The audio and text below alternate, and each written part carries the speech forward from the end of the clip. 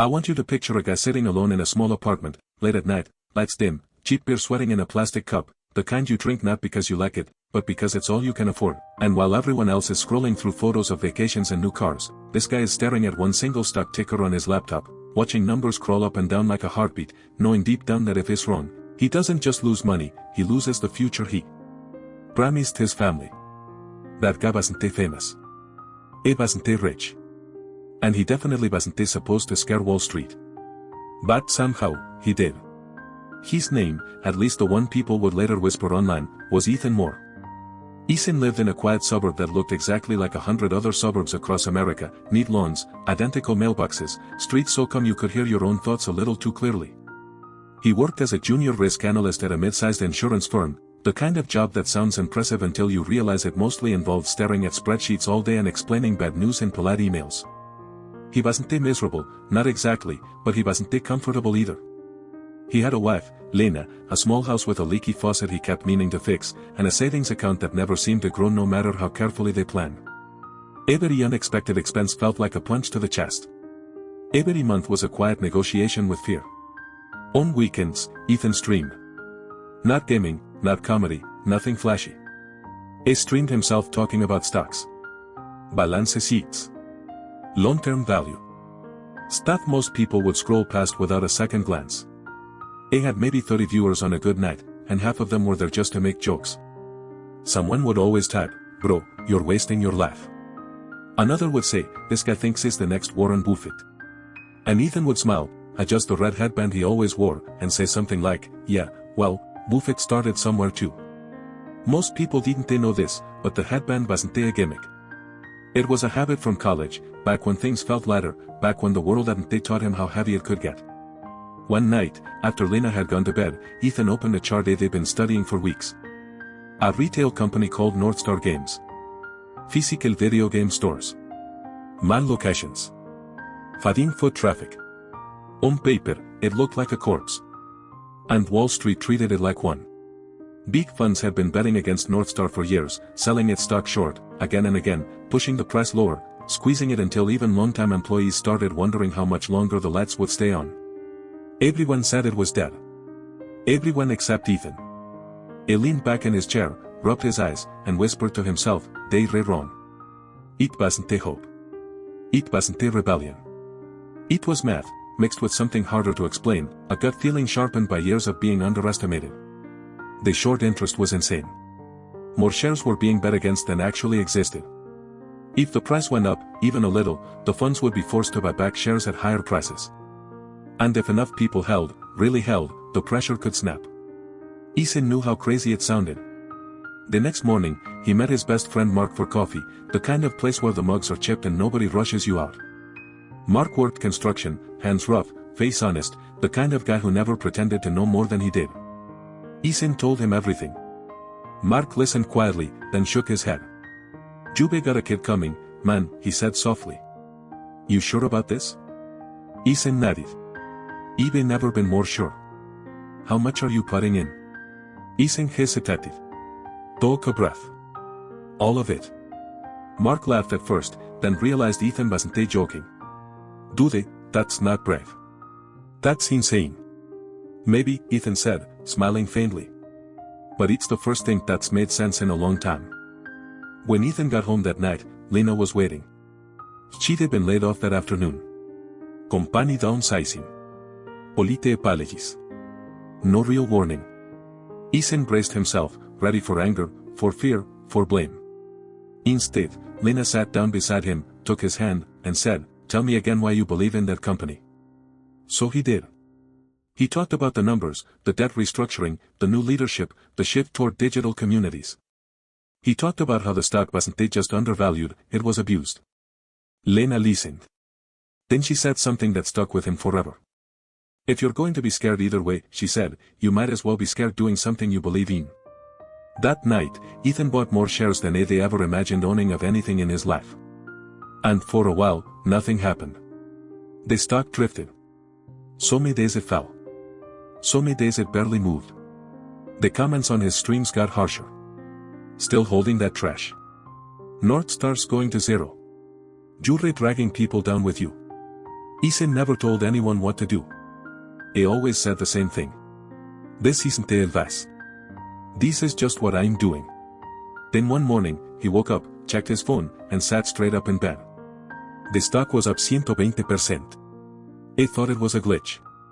By noon, it wasn't. Across the country, in glass towers with panoramic views and espresso machines that cost more than a dense car, hedge fund managers were staring at the same numbers with very different expressions. At Blackridge Capital, one of the largest funds betting against Northstar, phones started ringing. Was buying? Retail. How much? A lot. One executive slammed his fist on the table. They sell. They always do. But they didn't. Ethan went live that evening. His viewer count jumped from dozens to thousands. He sat there, calm, almost amused, explaining the same thesis they explained 100 times before. The chat flew by too fast to read. Is this real? I just bought my first share. Hold the line. Ethan leaned closer to the camera and said, listen. I could be wrong. eBay been wrong before. But nothing has changed about why I bought. And until it does, I'm not selling. Somewhere along the way, it stopped being about money.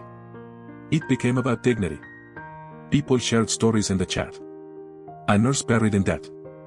A student drowning in loans. A warehouse worker who they watched his company get stripped and sold for parts by private equity. Northstar became a symbol. Not because it was perfect, but because it was theirs. And the people on the other side, they noticed. The media started calling it irrational. Dangerous. A bubble fueled by ignorance. Analysts scoffed on television, smiling like teachers correcting a child. Ethan watched it all from his living room, Lena beside him, their fingers intertwined. Do you regret it? She asked. He shook his head slowly. No, he said. For the first time. I feel like I'm standing up. Outside, the world was starting to pay attention. And the people who'd always believed the game was rigged were about to find out just how scared the house gets when the players stop folding. And that's where things really began to spiral. When people later asked Ethan Moore what it felt like, that moment when everything started to break open, he always paused longer than they expected, rubbed the back of his neck, and said something like, honestly, it felt unreal. Like the world was moving too fast and too slow at the same time. The days after Northstar games first exploded upward blurred together. Prices jumped in chunks that didn't they feel real, 10%, 20%, sometimes more in a single hour, and every time Ethan refreshed the screen, his stomach tightened, not with excitement exactly, but with disbelief. He had spent years being careful, conservative, almost invisible, and now numbers with more zeros than they'd ever seen were flashing back at him like a dare. His streams changed overnight. What used to be a quiet corner of the internet filled with sarcasm and boredom became a crowded room buzzing with energy. Tens of thousands of people tuned in. Some were curious. Some were scared. Some were desperate. Most of them just wanted someone to talk to who didn't sound like a suit on television. Ethan didn't change his tone. That was the strange part. He still leaned back in his chair, adjusted the red headband, spoke slowly, choosing his words like they mattered, because to him, they did. I'm not a hero, he said one night, his voice steady even as the chat scrolled faster than he could read. I'm just a guy who saw something that didn't add up. You don't owe me anything. You don't owe anyone anything. Do your own thinking. But people heard what they wanted to hear. They heard permission. Outside of Ethan's apartment, the world was tilting. In hospital break rooms, nurses checked stock prices between shifts. In college dorms, students whispered about buying one share, maybe two, pooling money like kids passing around lunch money. In warehouse parking lots, people sat in their cars, engines off, watching green candles rise on cracked phone screens. And every time the price went higher, the pressure on the other side grew heavier. At Blackridge Capital, the mood shifted from annoyance to unease. Analysts stopped joking. Meetings ran late into the night. The word containment started showing up in emails. Short selling was supposed to be elegant. Controlled. You borrowed shares, sold them high, waited for the price to fall, then bought them back cheap. It was a bet on gravity. Things fall. They always fall. Except this time, they didn't.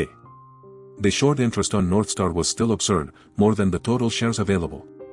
It was like trying to force too many people out of a burning building through a single door, and the crowd outside was refusing to move. Every fund manager told himself the same thing. Retail investors panic. They always do. They take profits. They get bored. They fold. But this crowd didn't they fold. They posted memes instead. They joked about ramen dinners and second-hand cars. They talked about diamond hands and holding the land not as slogans, but as a kind of shared stubbornness, a collective refusal to blink first. Ethan watched it all with a strange mix of pride and fear.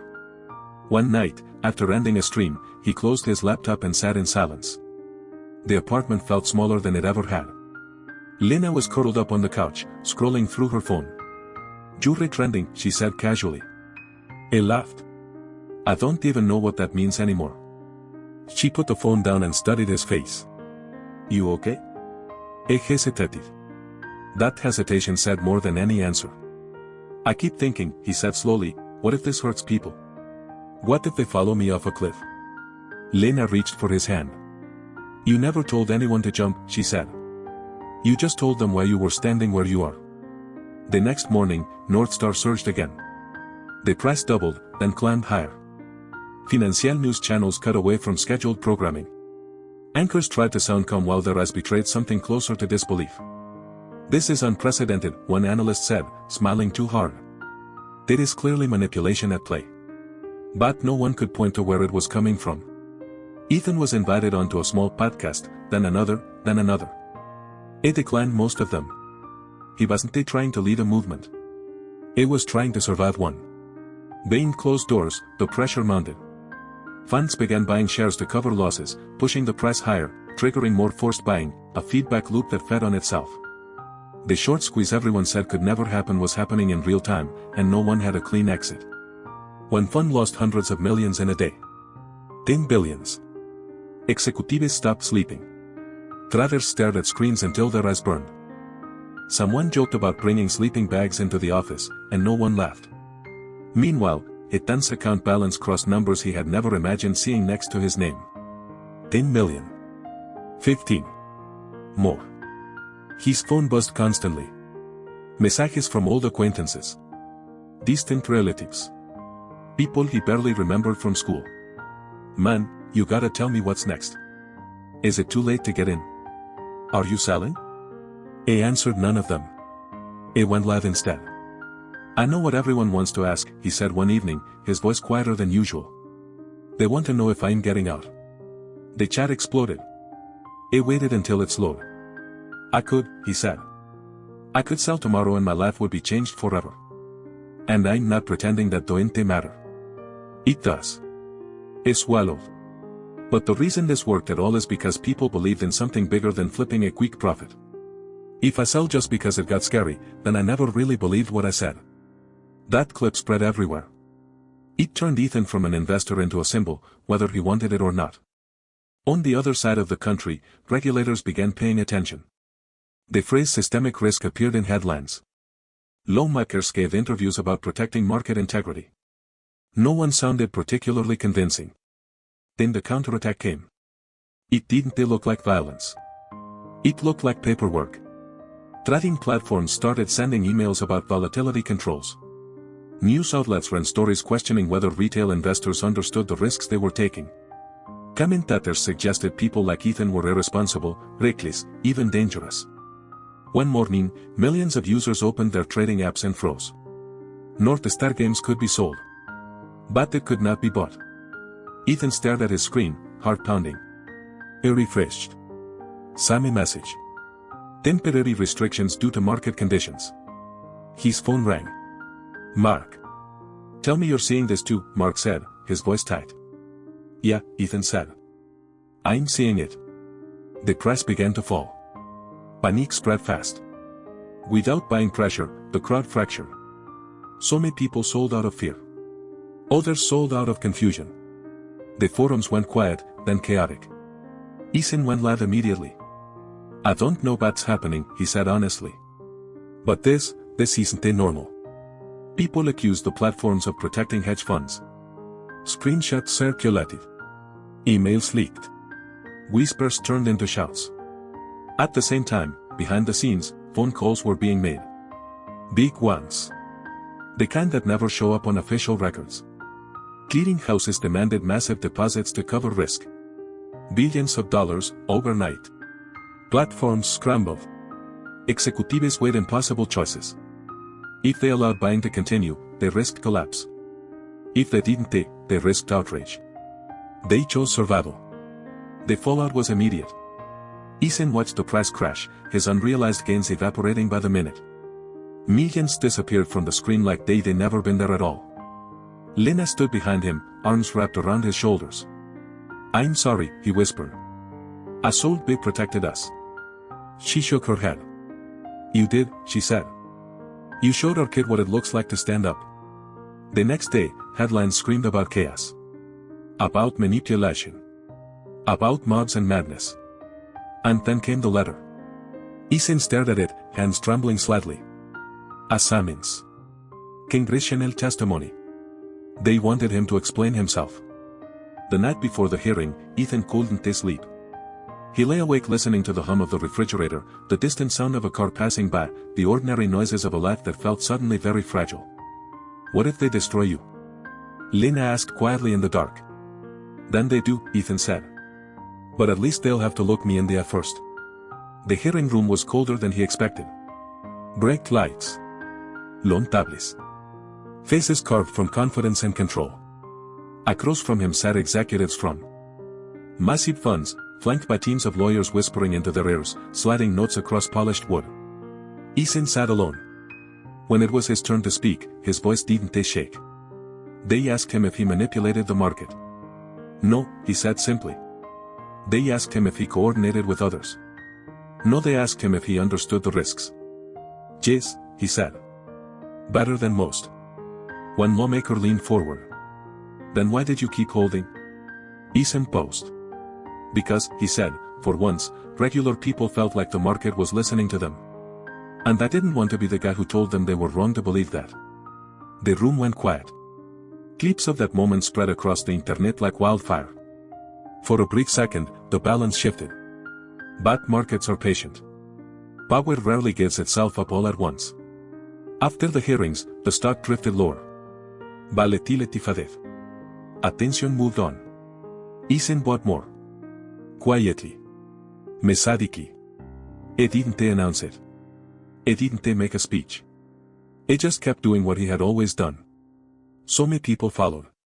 So many didn't. A few weeks later, North Star surged again. Not like before, not as violently, but enough to remind everyone that gravity doesn't always pull in one direction. Ethan's account climbed once more, slower this time, steadier. He gifted his brother a red sports car, the kind they used to joke about when they were kids. He paid off Mark's mortgage without saying a word. He helped strangers they never meet. And then, one evening, he went live for the last time. He looked tired, but peaceful. "I don't know what happens next," he said. "Maybe the system changes. Maybe it don't. But something did break open. And once people see behind the curtain, they don't forget." He smiled softly. "Whatever you do next, make sure it's yours." The stream ended.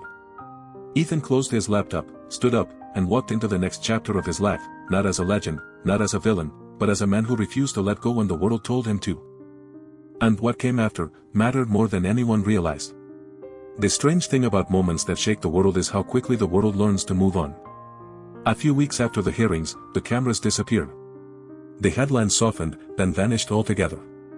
New scandals took their place, new crises, new villains, new distractions. The market found its rhythm again, slow and deliberate, like a river that briefly overflowed its banks and then quietly returned to its course. But for Ethan Moore, nothing ever fully went back to the way it was before. He noticed it in small ways at first. When he went to the grocery store, he caught people glancing at him a second too long, as if they recognized his face but couldn't quite place it. When he met old co-workers for lunch, conversations grew awkward, circling carefully around what had happened, like everyone was afraid to say the wrong thing out loud. He didn't blame them. After all, how do you talk to someone who accidentally became a symbol? Ethan stopped streaming not because he was angry or afraid, but because he felt done. The need to explain himself had faded. He had said everything he needed to say, and repeating it would only cheapen it. Instead, he spent more time at home. He fixed the leaky faucet. He painted the spare bedroom. He learned how to cook something other than pasta and eggs. On quiet afternoons, he sat on the porch with Lena, watching the light shift across the street, listening to neighbors argue about lawns and weather like nothing monumental had ever happened. Sometimes Lena would catch him staring into space. "Where'd you go?" she'd ask gently. "Just thinking, it is a." And that was always true. Because even though the noise had faded, the echoes hadn't. Every now and then, an email would slip through. A long one. Thoughtful. Careful. A nurse explaining how paying off her debt let her breathe again for the first time in years. A student who no longer felt trapped by loans. A warehouse worker who didn't get rich, not even close, but learned something important about power and patience. Ethan read every single one. He never replied with advice. He never told anyone what to buy, what to hold, what to believe. He just wrote back, "I'm glad you made your own choice." That mattered to him more than the money ever did. North Star Games didn't they become a fairy tale. It didn't they conquer the world or turn into something magical. It survived. It adapted. It hired. It closed some stores and saved others. It became a human again. And that felt right. As for the funds that had nearly crushed it, some disappeared quietly, folded into larger names, their losses absorbed, their mistakes smoothed over by time and capital. Others learned, adjusted, pulled back from the edge of aggressive short selling, at least for a while. Fear lingered where certainty once lived. Ethan knew because he could feel it, even from the outside. The system hadn't changed completely, but it had flinched. And once something flinches, you can never unsee it. One evening, Mark came by with a six-pack, the good kind this time. "You still think about it?" Mark asked, leaning against the kitchen counter. "All the time," Ethan said honestly. "Would you do it again?" Ethan didn't answer right away. "I don't know," he said finally. "But I know this. You don't regret it." Mark nodded. "Yeah," he said. "That tracks."